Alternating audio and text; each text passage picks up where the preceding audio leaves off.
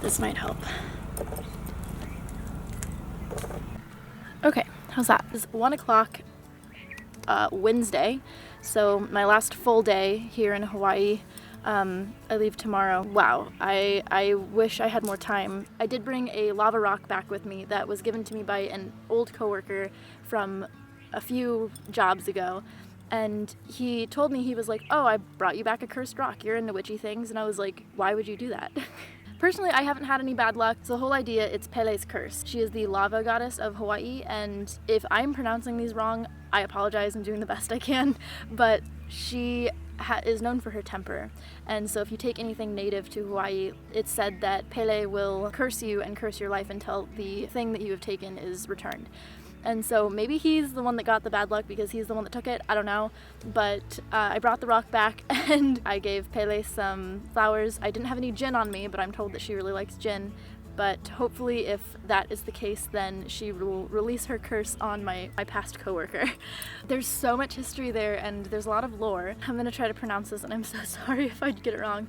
Menehunes. Menehune. Menehune?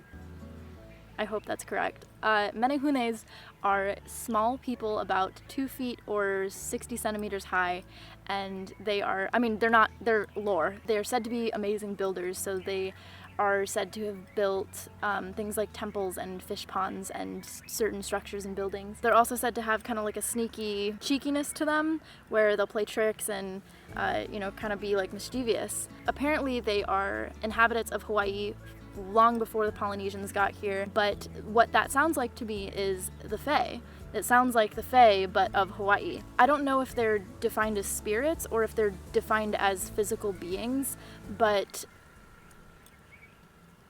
I don't know if you saw that. The tree has blessed me. I just thought that was really interesting. I think that every culture that I'm looking into has some sort of definition for something that sounds exactly like fairies. Last thing I'm gonna leave you with before I continue on with my little hike here and trying to take some photos. One of my friends who is based here actually told me that he was hiking and heard the night marchers. So the night marchers is, oh, that's a beautiful butterfly. I was talking about the Fae. That's why he's here. No. Wow, I am so easily distracted. So if you don't know what the night marchers are, that's another Hawaiian folklore. If you're hiking at night, or if you are like at night, of course, night marchers, you will hear drumming and chanting, and you might see the faint light of torches. You're said to get indoors and never make eye contact with whoever you may meet because you turn to stone or certain death or something like that. However, if you have somebody who is an ancestor in the night marchers, then you are safe because they can vouch for you. One thing I forgot to mention about Pele's curse is that a lot of the locals tell me it's not a traditional story. So what it's believed is that tour guide or tour guides were just tired of people taking things or collecting things, which obviously probably, you know, gets pretty annoying of just like, can you stop taking things from my island? And that tour guide started telling people that, and then it's become this notorious curse. However, over the years that it's been this popular thing, and it's been a popular curse for a very long time, but people will send back rocks or sand or whatever they've collected from Hawaii with letters saying they lost their job, they lost their spouse, they lost everything. They were evicted or whatever, like their whole life fell apart, apologizing for taking it and hoping that by returning this thing that they've stolen, that they can get their life back. And I still think that, is that a placebo? Did they hear about this curse and take it anyway and then get so guilty that then they just blamed that on that? Or do you think Pele was like, that's a good idea, fuck those thieves? I don't know.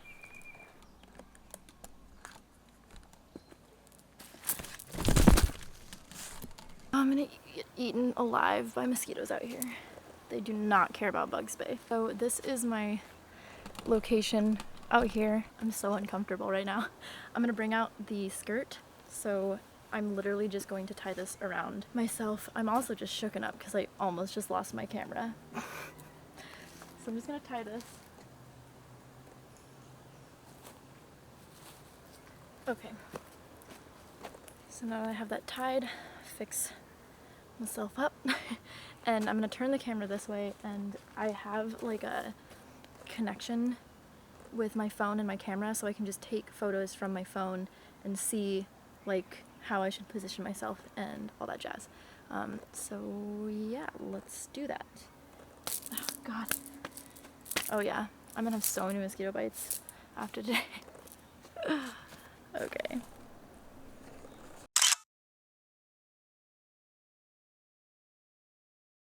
Hi, Editing Olivia here. So I didn't mention this anywhere else in my vlog for some reason, but I ended up coming away with 28 bites on my right leg, 26 bites on my left leg. Yes, I counted. 7 on my right elbow, 5 on my left arm, and I didn't even count the ones on my back, my butt, and my stomach. So I definitely walked into a mosquito nest taking that photo, turned into a Happy Meal, but it was worth it for art.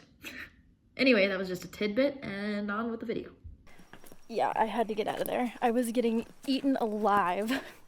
So I better have gotten a bomb photo from that, because I'm pretty sure my whole body is now covered in mosquito bites. All for that photo.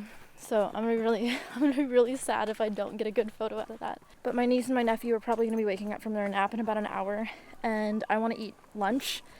So by the time they're awake, I will have eaten and I'll be ready, because I think we might be going to the Botanical Gardens after this. And after the Botanical Gardens, I realized that a friend that I went to high school with is on the same island as me.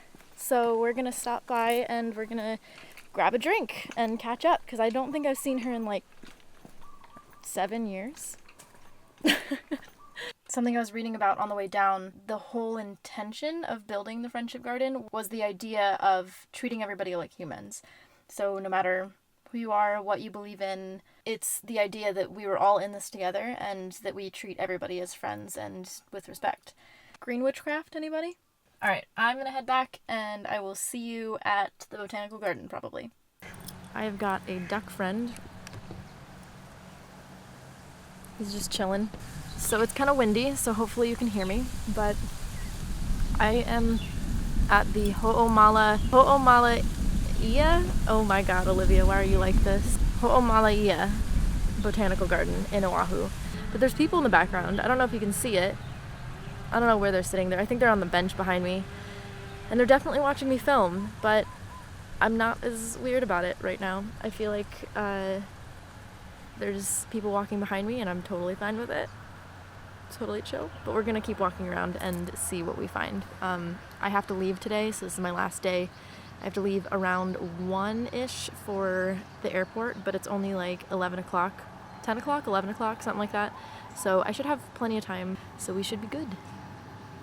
One little piece of this botanical garden that I did really like, that they had a tree walk. I don't remember what they referred to it as, but it basically had a bunch of different signs telling you which tree and which plant did what and what it provided for us. And I just thought that that was really cool to actually see the actual plant of some of the things that we use every single day, because that's not a common occurrence, especially not in Los Angeles.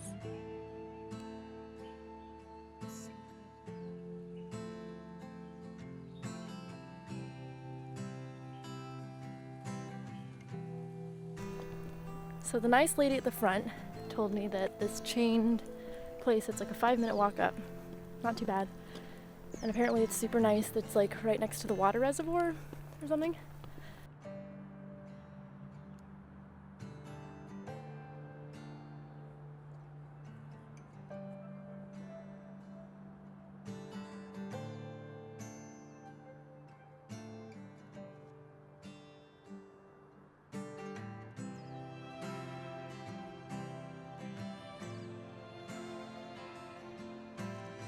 I am so sad that I don't have more time to explore Hawaii, because just this island alone, magnificent. People, amazing. Food, great. Just like everything about it. I am probably just gonna head home. I'm gonna finish packing. I did some laundry, so I need to throw that into the dryer and do all that, you know, boring stuff that you don't want to do on vacation. But this was a great trip. I had a lot of fun. It was like a perfect balance between spending a bunch of time with my family and, you know, seeing a little bit of the island and exploring on my own. So yeah, this was a good trip.